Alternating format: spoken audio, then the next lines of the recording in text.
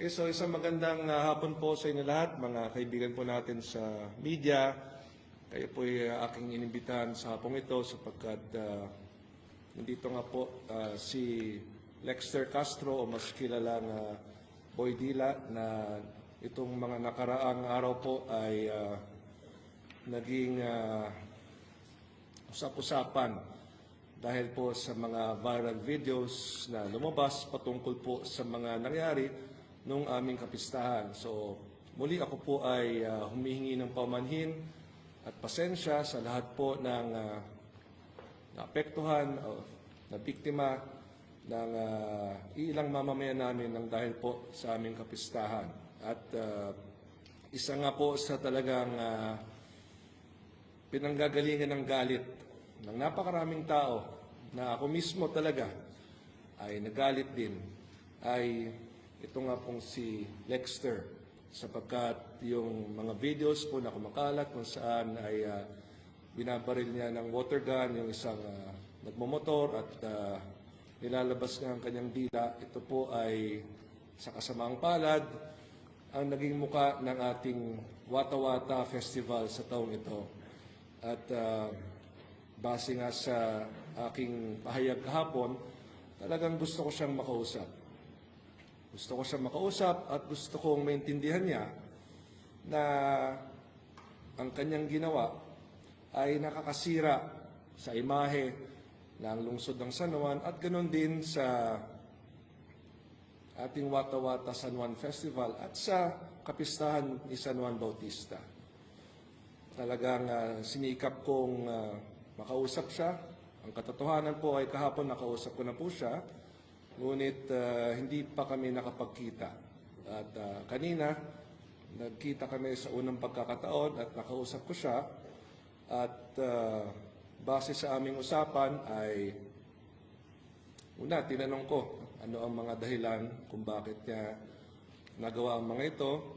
At ang mas mahalaga ay yung mga sasabihin niya ngayon sa inyong lahat. So muli, ako po ay humingi ng paumanhin sa lahat po ng naapektuhan, sa lahat po ng nasaktan, whether physically or emotionally, sa aming kapistahan dahil po sa mga maling asal na ginawa ng ibang mga mamamayan natin noong panahon ng kapistahan. So nandito ngayon si Lexter. Bago ko po siya iniharap sa inyo ngayon, nakapag-usap naman po kami at lahat naman po ito ay kanyang sinang-ayunan at kasama niya ang kanyang lola ngayon, nandito rin po. Kasama rin po ang ating Vice Mayor Angelo Kawili, kasama po ang ating Barangay Captain Alvin Alonso at ang mga kagawad po ng Barangay Balongbato na siyang nagdala po kay Lexter dito sa aking tanggapan. So, Lexter, maaari ka ng salita. Sige, dito Lexter, urong mo dito para marinig ka nila. Noong una po nagpapasensya po ako sa amin ngayon na sinagawa ko po. Dahil po sa akin, parang sira pong San Juan po. Lahat po humingi po ng paumanhin sa inyo sa mga sabi ko po sa inyo, lalo na po sa rider, humingi po ako ng tawad po sa inyo at gusto ko po kayong makita sa personally na gusto ko po sa inyo humingi ng paumanhin po. Saka sa mga nagbabanta po sa akin, hindi ko na rin po maiisip kung ano po, may stress na rin po ako kung ano-ano na lang din po malabas sa pagbabanta sa akin na lalo na po sa mga pamilya ko. Huwag naman po sana nilang idamay. Kung nagalit po sila sa akin, ako na lang po ang ano nila. Dahil masakit din po kasi nadadamay po yung pamilya ko. Kanina nga po, nung nag-usap kami ni Lexter, ang magandang narinig ko sa kanya ay handa siyang humingi ng patawad at paumanhin sa publiko, lalong-lalo na nga sa mga taong maaaring nabastos niya, naapektuhan sa mga ginawa niya o nasabi niya. At Yun naman po ay isang bagay na sinabi ko nga, mas mabuting makita ng publiko na talagang nagsisisi siya, no, sa kanyang ginawa at ang mahalaga, hindi ito maulit muli. Tinatanggap naman niya ang kanyang mga nagawang mali, inaamin naman niya at ang mabuti rito ay matututo siya ng isang leksyon kung saan siya ay maging mapagkumbaba at tanggapin ang pagkakamali. Ngunit ang pinakamahalaga ay magbago ng pagkatao at wag na wag nang gagawin ang mga ganitong bagay. At yun naman po ang napag-usapan namin ni Lexter.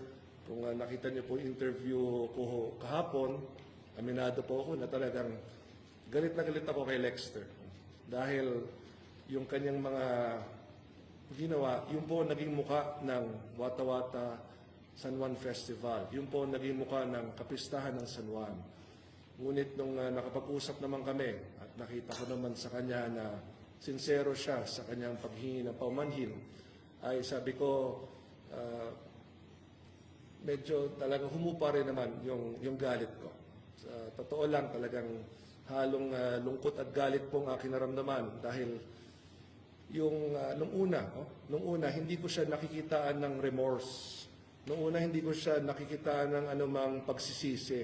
Kumbaga nakikita ko parang proud pa siya, kinatutuwa niya yung ginagawa niya. Kaya nung nag-usap nga kami kanina at kahapon, ipinaintindi ko kay Lexter na ang kanyang mga ginagawa, mga sinasabi, ay nagiging dahilan kung bakit pumapangit ang pagtingin ng tao sa lungsod ng San Juan. Siya ay isang San Juanenyo, ang kanyang pamilya ay mga San Juanenyo. Sabi ko, pare-parehas tayo masisira dito dahil sa iyong ginagawa. At natauhan naman siya, naintindihan niya, at ngayon ay humaharap po sa inyo at humingi na po siya ng paumanhin. Kaya kung meron nung kayong mga gustong tanongin kay Lexter, handa naman siyang sagutin ng mga ito. Lexter, ako si Laila from News 5. Ano yung importanteng lesson na natutunan mo dito sa nangyari sa'yo? Natutunan ko po, katulad po yung sinasabi ni Mayor na humingi lang po akong tawad sa mga nagawa ko, sa mga tingin sa akin ng tao. Hindi naman po ako masamang tao, mabait naman po ako. Alam po ng mga po yan. Kamusta ang mental health mo? Kamusta yung mentally stressed ka na ba dahil sa mga ginagawa sa'yo ng mga tao sa social media? Kamusta ka? Actually po, medyo stress na rin po. Hindi ko na rin po alam kung saan po ako lulugar. Sa mga sasabi po nila sa akin, wala po, hindi ko na rin po talaga alam. Lexter, paano mo kinakaharap at ilan yung mga natanggap ng death threats? Di ko na po, sa tutusin po, di ko na po sila mabilang. Sobrang dami po nagbabanda sa akin. Nakesya daw po babarilin na lang, ganun po. Sa akin po, aminado naman po ako, mali ako, mali po ako sa nagawa. Ako po humihingi ng paumanhin sa lahat ng mga nakabala kong tao, lalong-lalo na po sa rider po na nabasa ako. Ganun po. Yung mga nagde-deliver din sa bahay ninyo na hindi nyo naman pala address, meron ka bang panawagan din dun sa mga nambubugus pa na taong bayan na nagpapadeliver ng kung ano-ano? Sa lahat po nung nagpe-fakebook, huwag nyo na pong gawin yun dahil sa karamihan na tao, sila po yung naaabala nyo. Hindi naman po ako. Sa maawa din po kayo sa mga seller, rider, sa mga fast food na ino-orderan nyo ng pagkain. Sa akin na lang po kayo maawa, huwag na po sa akin. Hindi naman provision po kayo ng pangalan talaga namin yung mukha mo sa national media and sa social media. Alright. May aas ba sa inyo yung danos, yung damage, parang kailangan mo itong bayaran, because of this, because of that, Wala naman po, puro pagbabanta lang po ang ginagawa po nila sa akin. Nakakesyo ganyan, ganito ganyan, na papatay na lang daw po ako. Para po sa akin na nai-stress na rin po ako, syempre hindi ko rin po kilala kung sino yung mga yun. Ayun lang po. Ngayon, may patuntunan ba siya technically? Alam niyo po, ng ating ordinansa, ang mga nakasaad na bawal doon, una-una yung sa pilitang pagbubukas ng mga sasakyan para mambasa, yung pagsampa sa mga sasakyan o pagyanik nito. No? So specifically, yung kanyang ginawa na pagbabasa gamit ng water gun at yung pangdidila, no? Kung tutuusin, talagang walang violation ito. Kahit sa batas, no? Kinonsulta po namin sa ating mga abogado. Si Vice Mayor Agawila ay isang abogado. Kinonsulta natin ang ating city legal officer, ang ating city administrator. Lahat sila abogado. Wala kasing violation ng anumang batas. Ngunit kung sakaling yung rider na binasa niya, nasira ang cellphone o di kaya ang laptop, pwede siyang kasuhan ng reckless imprudence resulting to damage to property. Pero depende ngayon yan kung yung rider na ito ay pupunta dito upang mag-file ng complaint. Yun nga po yung sinabi ni Lexter kanina. Napanood ko rin yung kanyang pinost kahapon sa social media na humingin siya ng paumanhin dun sa rider. Ang gusto nga po sana mangyari ni Lexter ay makapagkita sila ng rider. I can actually arrange it doon po sa ating rider. Kung kayo po nanonood at nakikinig ngayon, kung magtitiwala po kayo sa akin, pwede ko pong i-arrange na makapagkita po sila ni Lexter dito sa aking tanggapan sapagkat unang-una gustong humingi ng paumanhin ni Lexter sa kanya personally. Pangalawa, nais niyang handugan ng isang helmet at kapote. Ito yung kanyang paraan na humingi ng paumanhin dito po sa rider na kanyang binasa. Na kitang-kita naman po na talagang kanyang ginawa dito po sa mga viral videos. Again, it is up to the rider. Kung sakaling gusto niya mag-file ng kaso, choice po ng rider yan.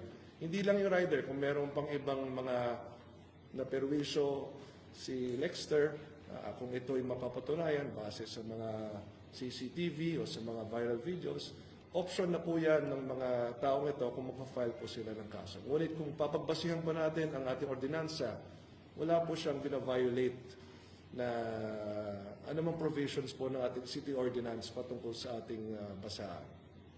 Mayor, hindi mo ba mapapasok sa pagbigat na panglinis o investigation? Again, that will require a private complainant. Yan po ang kaibahan dito at yan yung gusto kong ipaliwanag sa ating mga kaibigan sa media. Ang mga pwedeng i-file na kaso directly ng city government na kahit wala ng complainant ay yung mga nakasaad lamang sa ordinansa. Ngunit pagdating sa unjust vexation or di kaya slight physical injuries or damage to property, kailangan po sa ilalim ng batas na meron pong private complainant na pupunta. At ilang araw na ho kaming nananawagan sa publiko na kung meron nga pong mga gusto mag-file ng kaso ay pumunta rito.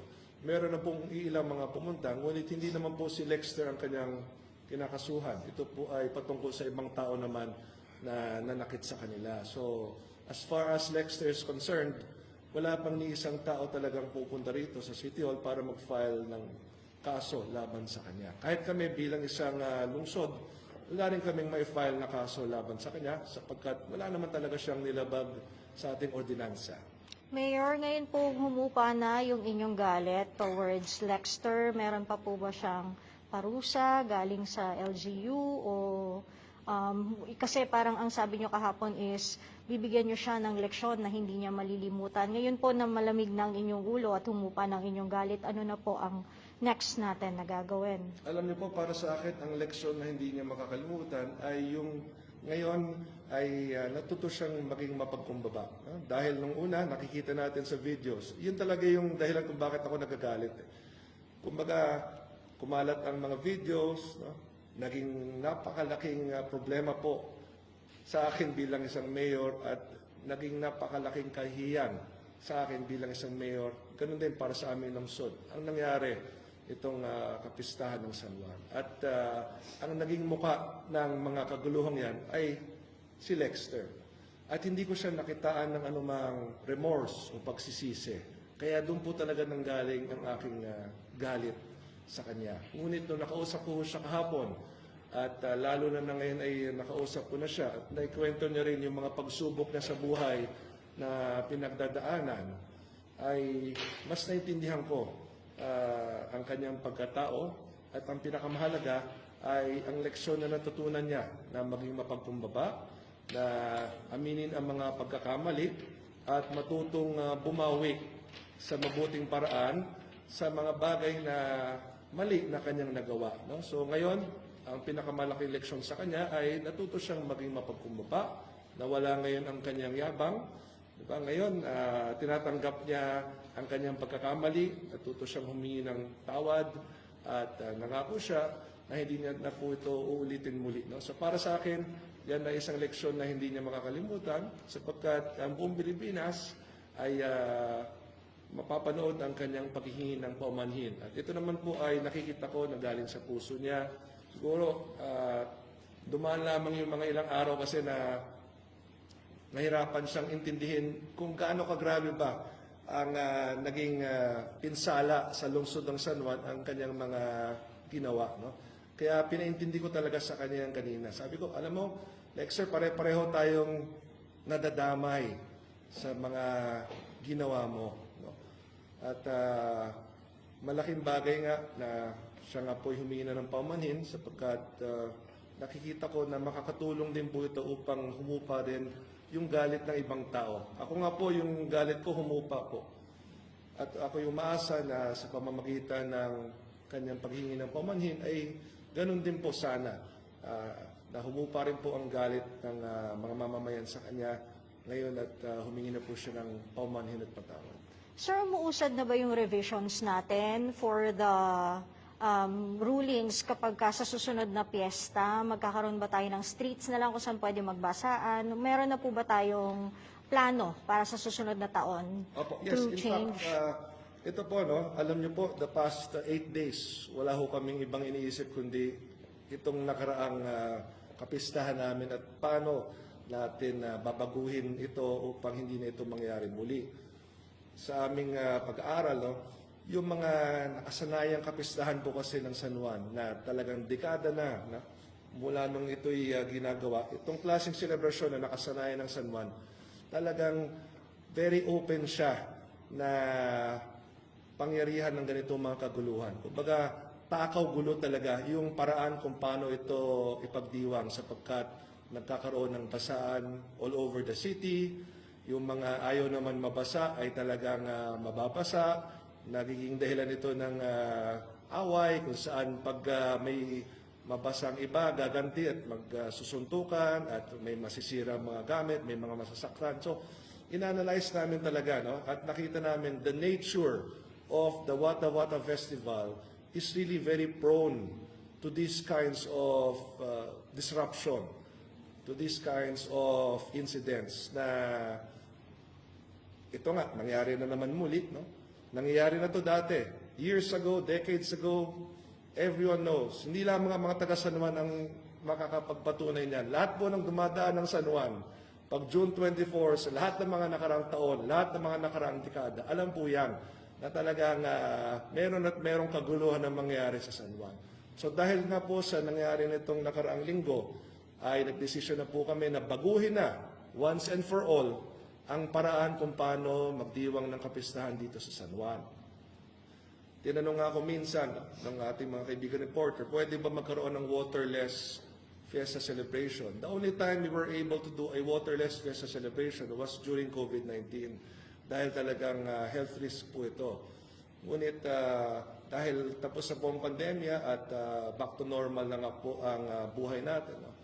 Nakaisip po kami ng isang paraan na magkaroon pa rin ng selebrasyon na bagamat merong tubig pa rin o basaan, ay hindi na po ito makakaperwisyo sa ibang tao. At yan nga po ang pag-designate ng isang basaan zone dito po mismo sa Pinaglabanan Road in between Domingo and P. Guevara Streets, na dito lamang papayagan ang anumang basaang selebrasyon pagdating ng aming kapistahan. So all other streets outside of P. Guevara, Pinaglabanan, and Domingo, yung mismong pagitan niyan, yung kahabaan ng Pinaglabanan mula P. Guevara hanggang Domingo, dito lamang papayagan ang basaan.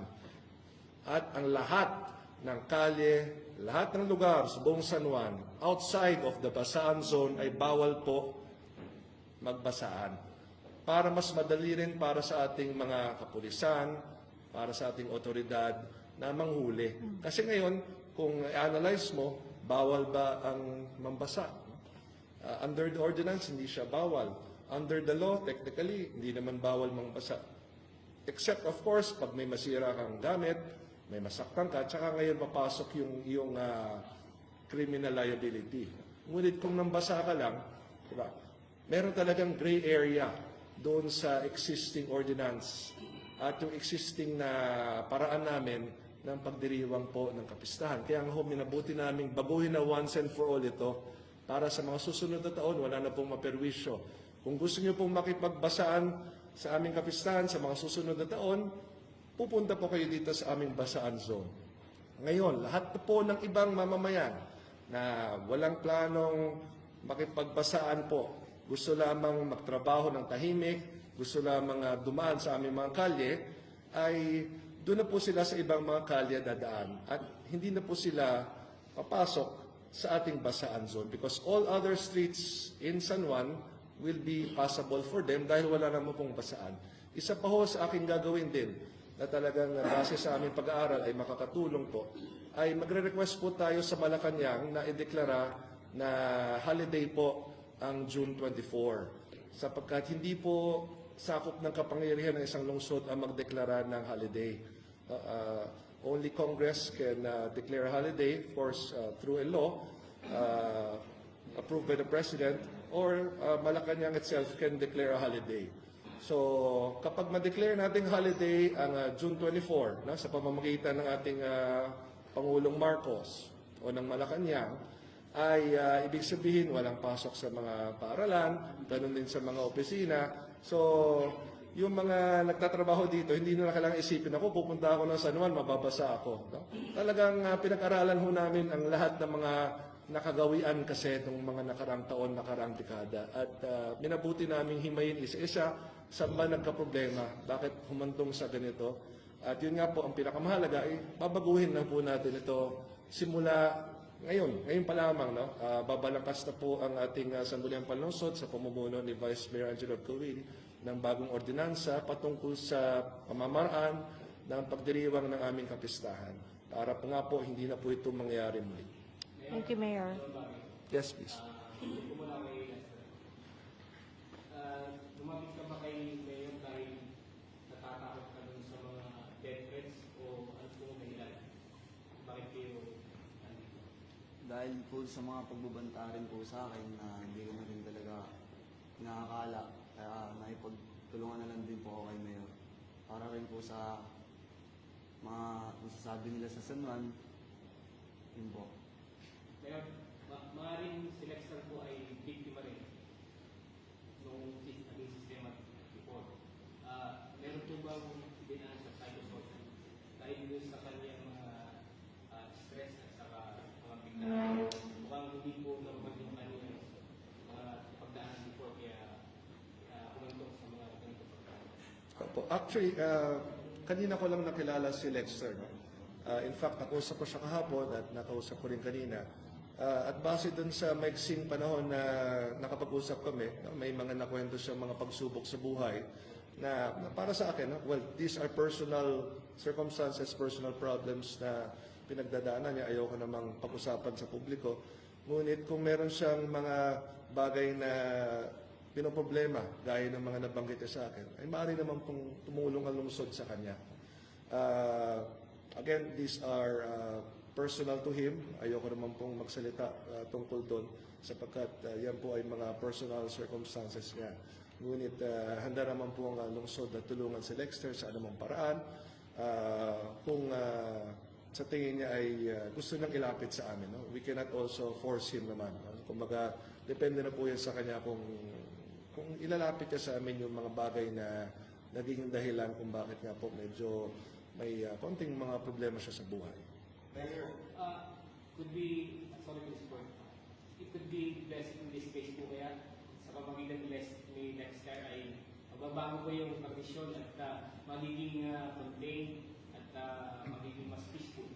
Alam niyo, para sa akin, this is a very good opportunity na once and for all mabago na po ang ang pamamaraan kung paano ipagdiwang ang Piyesta ng San Juan. Kasi sa totoo lang po, at alam naman po ito ng mga San Juanino, hinahanap po talaga ang basaan. Every year, excited po ang mga mamamayan na magkaroon ng basaan. Last year, hindi po kami nagkaroon ng basaan dahil sa dalawang dahilan. Namatay po ang aming dating Vice Mayor at nung panahon yun ay kasagsagan po ng El Nino. 2022, nagkaroon po tayo ng basaan, ngunit yung COVID nung panahon yun ay nandun pa, ngunit allowed na yung mga ganong activities, so hindi ganong karami yung sumali sa aming kapistahan dahil nga po nandun pa rin yung banta ng COVID. 2021 and 2020, kasagsagan naman ng COVID, so walang selebrasyon. So makikita mo, sabik na sabik yung San Juan na magkaroon ng nakagawiang basaan. No? Dahil mahabang panahon, ilang taon hindi nagkaroon nito. Ngunit yun nga ho, no?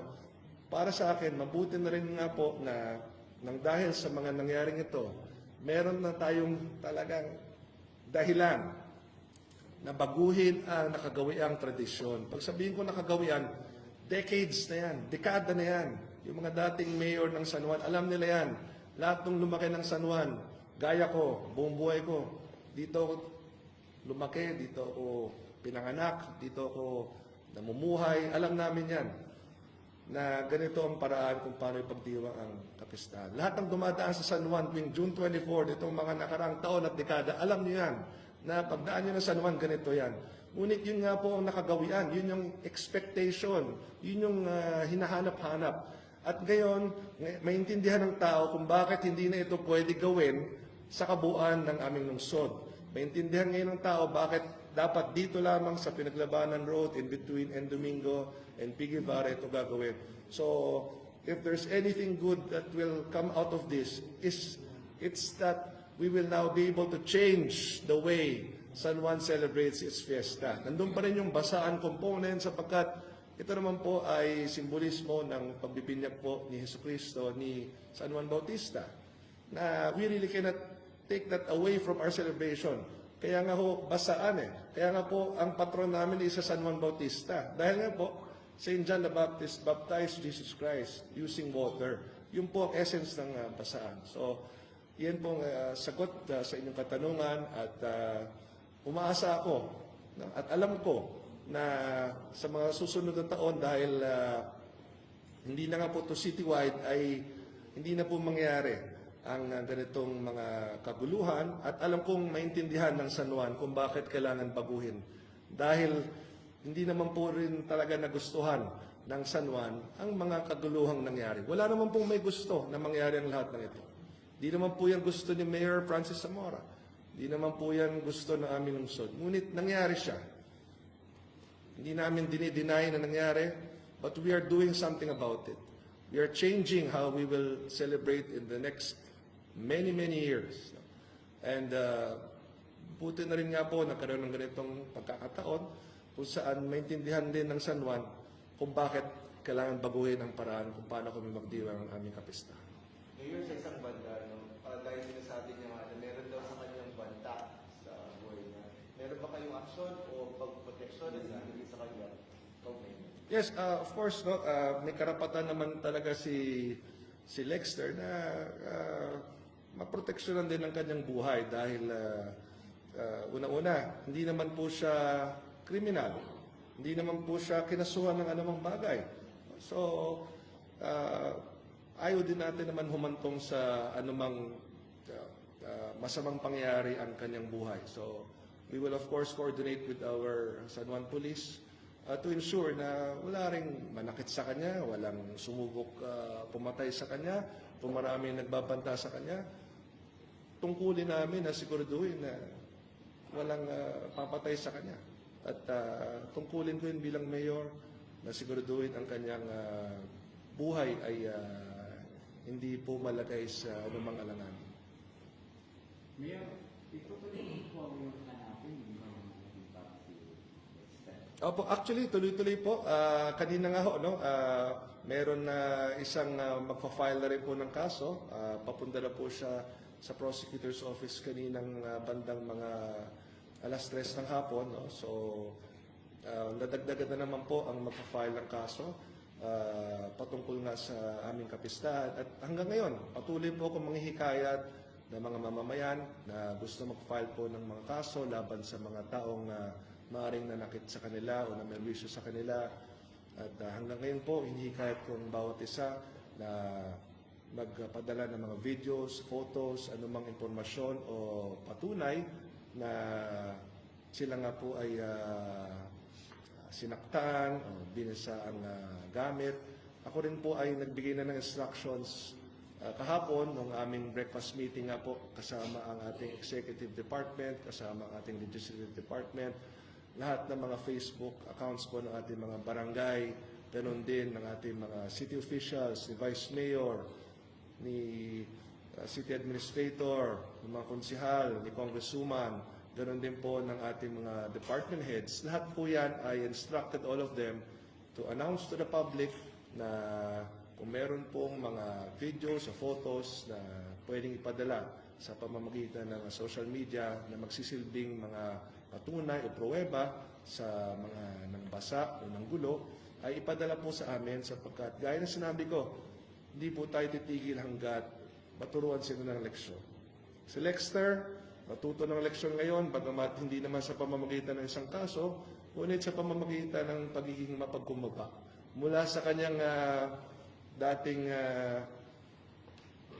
mayabang na asta, ngayon nakita natin na si Lexter ay natuto ng isang leksyon kung paano maging mapagkumbaba at paano humingi ng tawad. At para naman po dun sa meron talagang criminal liability, ang leksyon na matututunan nila ay yung kasong haharapin nila. At sapagkat dadaan po sila sa isang legal na proseso at kung makita po ng ating korte na sila nga po ay guilty sa mga kasong ito, maaari silang makulong.